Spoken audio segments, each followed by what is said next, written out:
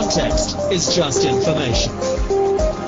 Because news is now, and old news is no news at all. Because news is not just words. Breaking news on eNCA. But images, sound, motion, and emotion. Because not all news sources are created equal. Download the new eNCA app on the Google Play Store or the Apple App Store. Because there is always more to know. Now, CV fraud has been a hot topic in the news in recent months. Several high-profile South Africans have been exposed for having lied about their qualifications, their skills and their achievements on their CVs. In our careers feature, we take a look at how employers can combat this. For this discussion, I'm joined by Guy Lundy, who is a partner at the Odgers Berndtson Group. Guy, thanks for your time this evening. Why so prominent? Is it just become easier to falsify one's qualifications? No, I think if anything, it's probably become harder. The reason that it's becoming so prevalent is because we're coming across it a lot more than we used to. I think with access to information on the internet, access to information at institutions, etc., it's actually becoming easier to find out whether somebody is telling the truth on their CV or not. So why is it that we're seeing more and more of these cases? Is it a case of no background checks having been done, or is it a case of that actually people are just finding it much easier? No, I think that it's something that's been around for a very long time. It generally would tend to start in the earlier days of somebody's career, where they are looking for a promotion, they're looking for a new job with a new employer, and they tell what seems to them at the time to be a white lie about an MBA that wasn't finished, a PhD achieved, and they then perpetuate that lie throughout their careers. So it's something that has been going on for a long time. It's been happening for a long time, and unfortunately, it has very significant consequences when it gets found out. And what are people lying about? I mean, we know about the cases of PhDs, for example, but is it just qualifications? What else in the CV? No, generally it is qualifications. That's usually the thing that people are doing most. I think it's MBA, CA, PhD, etc. that people are saying that they have, which they actually never finished. But it's also about dates on the CV. It's about titles. So someone can say that they were a sales director when in fact they were only an area sales manager. Or there's also things about gaps in their CV which they don't cover off. So if somebody was out of work for 6 months, they'll tend to extend the date of one period of employment and bring forward the date of the other period of employment. So it's the necessary thing to do is to be probing those questions around: did you actually achieve your CA?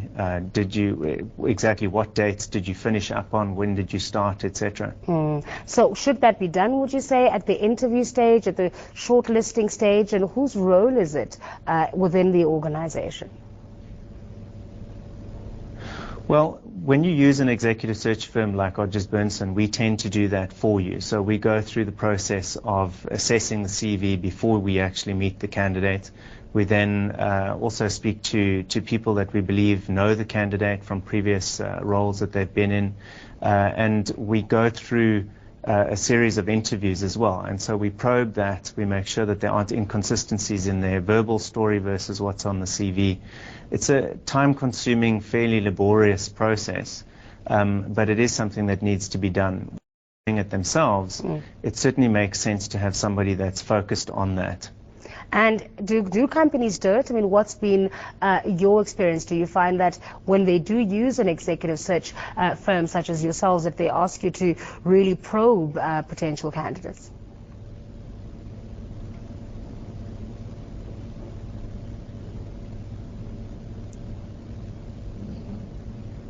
Guy, do you find that companies actually do that they are quite proactive about checking that the people, whatever people say on their CVs is actually in reality the truth?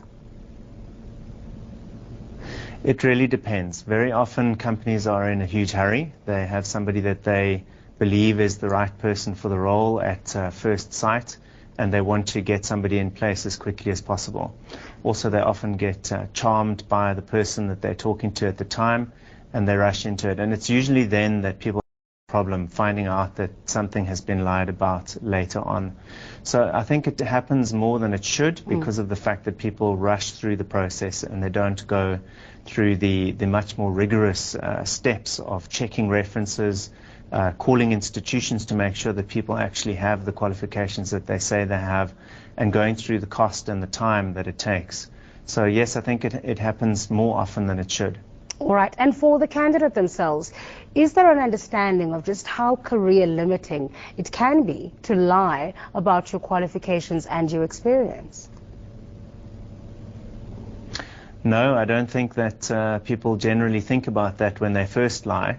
The unfortunate thing is, as the not so Dr. Pallo Jordan discovered himself, is that he told a lie many years ago, and that lie stays with you. Once you've told a lie, it's quite difficult to untell the lie. And so when things happen in the early stage of that lie on the CV, it just tends to follow you around for the rest of your career. So I don't think that people fully realize the implications. But when you get to a very senior role in an organization, the types of roles that we deal with, it's really a question of integrity. And if someone gets caught out, the consequences are pretty disastrous for their careers. All right, we'll leave it there. Thanks, Guy. Guy Lundy is a partner at Odgers Berndtson Group. Now, China's e-commerce giant Alibaba is investing over 2.4 billion rand in photo messaging app Snapchat. The company is looking for more ways to win business in the US. Despite being blocked in China, it's not stopping the country's internet giant Alibaba from snapping up photo messaging app Snapchat for a massive 2.4 billion rand. Having launched the world's biggest IPO ever last year, China's top e-commerce firm has been on a buying spree.